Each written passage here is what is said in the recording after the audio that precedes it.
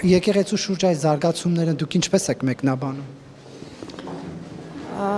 Առանձին խոսելու կարիք չեմ զգում, որովհետև համամիտ եմ իմ գործընկերների հետ եւ կարող եմ կիսել միանշանակ իրենց կարծիքը։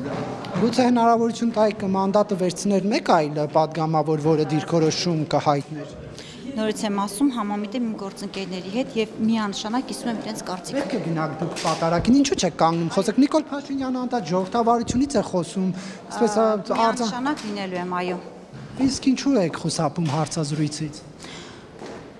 Կարելի ասել չեմ խուսափում։ Ուղղակի ասելիքս այդքանն է։ Ես հարցեր ունեմ, օրինակ դուք ինչու եք կարծում, որ պետք է կաթողիկոսը հեռանա։ Որովհետև կաթողիկոսը իրավունք չուներ զբաղվելու քաղաքականությամբ զուտ դրա համար։ Երբ բանից օրինակ դուք հասկացաք, որ կաթողիկոսը քաղաքականությամբ է զբաղվում։ Այն պահից, երբ որ սկսեց զբաղվել քաղաքականությամբ։ Երբ էր այդ պահը։ Որ պահից, որ սկսեց զբաղվել քաղաքականությամբ։ Հա, դուք ասում եք քաղաքական։ Ասացի այդ պահից կրկնում եք, անընդհատ կրկնում եք այդ հարցը, այն պահից, երբ որ զբաղվեց քաղաքականությամբ։ Ժամանակահատվածը չկա, որ նշեք։ Վերջին տարիների ընթացքում։ Դուք եք կարգալույց հռչակված քահանային աջակցում։ Այո։ Իսկ ինչու երկար մտածեցիք։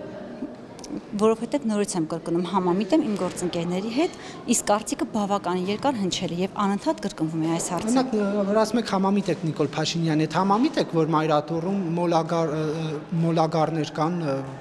Նիկոլ Փաշինյանը հայտարարեց ազգային ժողովի ամբիոնից հարց ու պատասխանի ժամանակ։ Այսինքն։ Դա ասեց սեռական մոլագարներ կան։ Ահա, ուրեմն խոսել է փաստերով։ Եթե պետք լինի կբացի ավելի փակագծերը, եթե ասվել է դրա մասին, ուրեմն ունի միանշանակ փաստեր, իսկ կգա ժամանակ եւ այդ փաստերի մասին միանշանակ բարձրացնվի։ Դիմադիրներն ասում են, սա համընկավ, երբ որ Ադրբեջանից հրահանգ եղավ քանդել նաեւ հիմնական հենասյուներից մեկը եկեղեցին, դուք այս մեղադրանքներին ինչպես կարձագանք եք։ Համամիտ չեմ։ Եվ վերջ, չեք ուզում հակադարձել բովանդակայինը։ Ոչ։ Չունեք հակադարձ։ Կխոսեմ ավելի ուշ։ Թույլ տվեք ավելի ուշ խոսել դրա մասին։ Եվ այն քահանան կամ կարգալույց եղած կամ չեղած չգիտեմ ով ինչպես է մոտենում, խոսքս Հովանավանքի հոգևոր մասն է։ Իր ֆավորիտը երկրի ղեկավարի, պետության լիդերի Կադիրովն է։ Սա ինչպես կմեկնի։ Տեսեք, ժողովրդի կողմից սիրված, հարգված, իր աշխատանքը լիարժեք կատարող քահանային կարելի ասել զուտ նրա համար, որ չի աջակցել կաթողիկոսին, այսպես միանգամից կարգալույց անում, սա բարոյական չէ։ Ես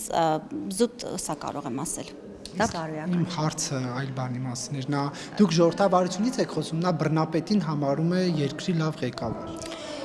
Ուրեմն ունի հիմքեր։ Շնորհակալություն։ Խնդրեմ։